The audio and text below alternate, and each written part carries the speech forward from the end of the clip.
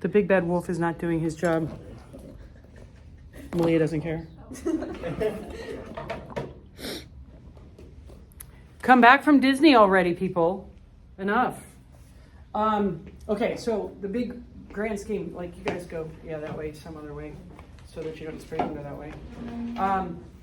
The grand scheme of things is, as we know, for all of time, land has been taken by the powerful, right? Land, do you know this is everything? Land is life, water is life.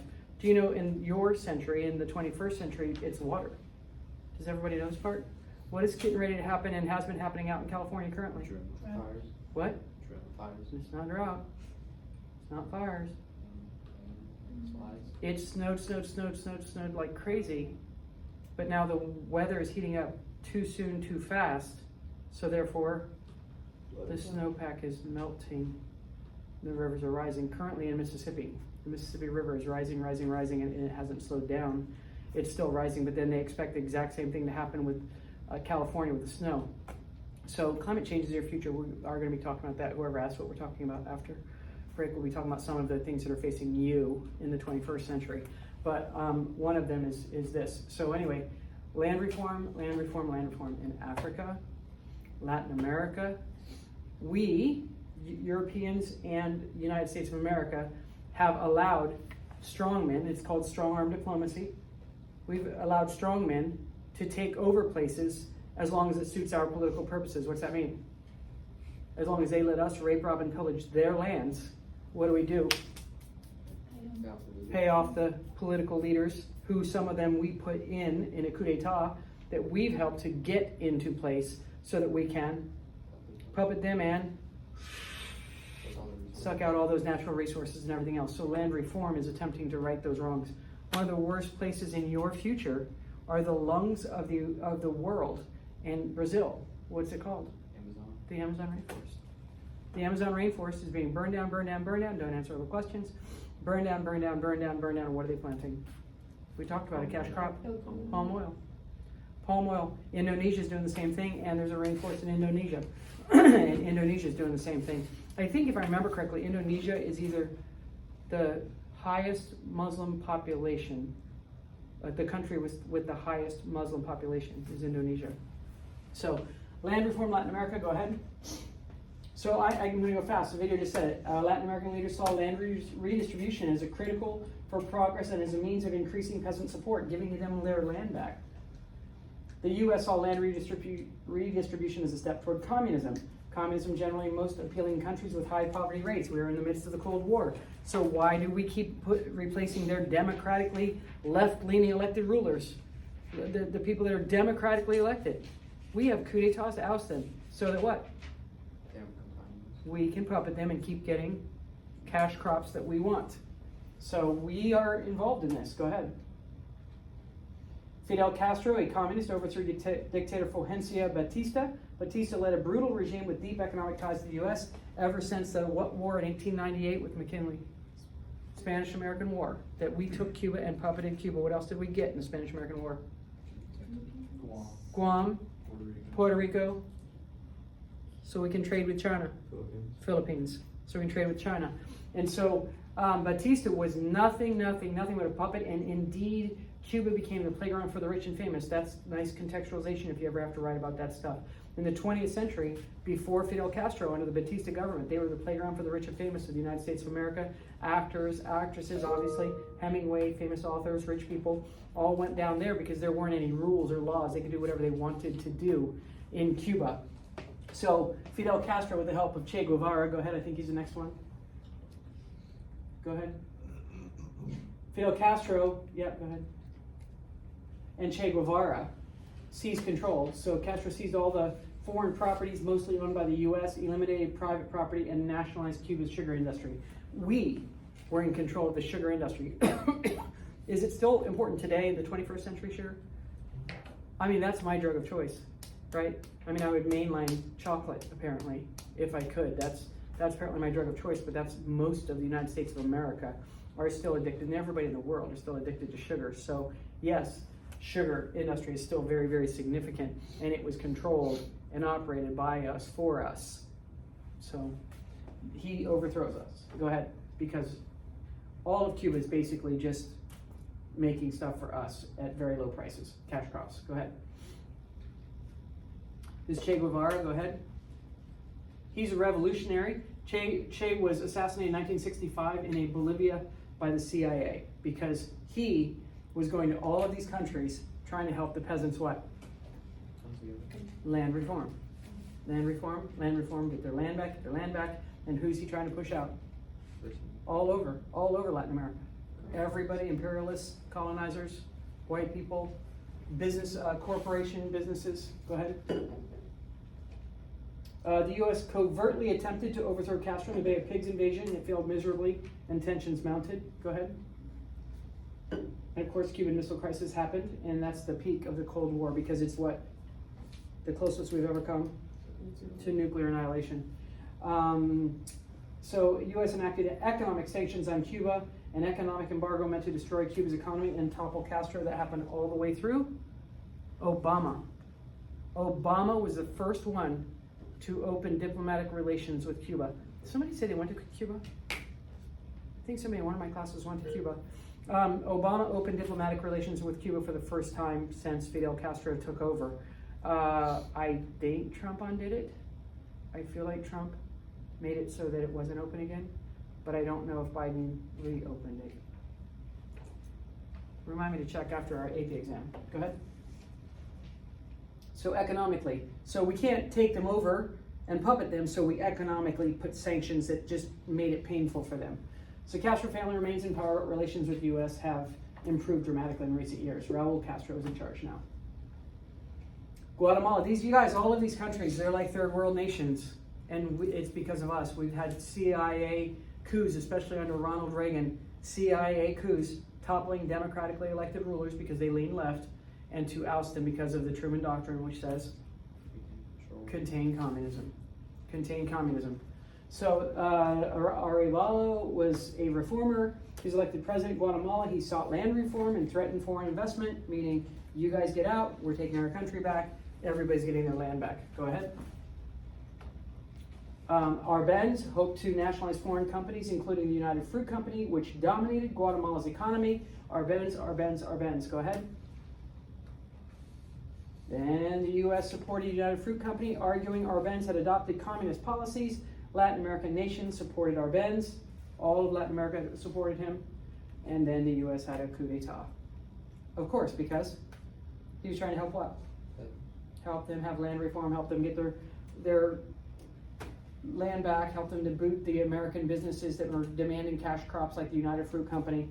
36-year civil war saw Amerindians nearly wiped out due to socialist tendencies. That's what we say. That's what we say. Go ahead. Go ahead. Go back. Anybody know this name? Sammy flight in New York City? Nobody? One of the international airports is called Dulles, after this guy. Go ahead. Oh, did I read it? Yeah, okay. Garcia established dictatorship in Nicaragua. The Somoza family dominated the country for the next 30 years after 1936. Go ahead. And then they had close ties to U.S. businesses. They were overthrown by the Sandinistas, a group of reform-minded nationalists and communists. So ready? The Sandinistas were reform-minded nationalists. They want what? Nationalists want what? Self-determination. And they were communists. So what are we going to do? We're going to send the CIA in there to try to overthrow them. Go ahead. And the leader, Ortega, introduced socialist policies and established ties with Cuba and other communist countries. And then the Contras, the people that were against the Sandinistas, the people that were against the communists. Guess who we're going to support? The people against the communists. That makes sense? This is a huge, famous thing. A counter-revolutionary group supported by the U.S. fought the Sandinistas in a bloody civil war. Go ahead. The Sandinistas handed over power to a freely elected president. Nicaragua's economy is still struggling. Go ahead. Go ahead. Go ahead. And then Venezuela. Who knows about Venezuela? Hugo Chavez. If you have to know somebody, this is it. Put it down. Hugo Chavez is in Venezuela because they're the first ones to be able to have the power and the economic strength to try to resist the United States of America. Venezuela elected Chavez in the Bolivarian Revolution, emphasizing nationalism and the state-run industry, which was oil. Guess what he was able to accomplish? Chavez. Why is he capable of fending us off?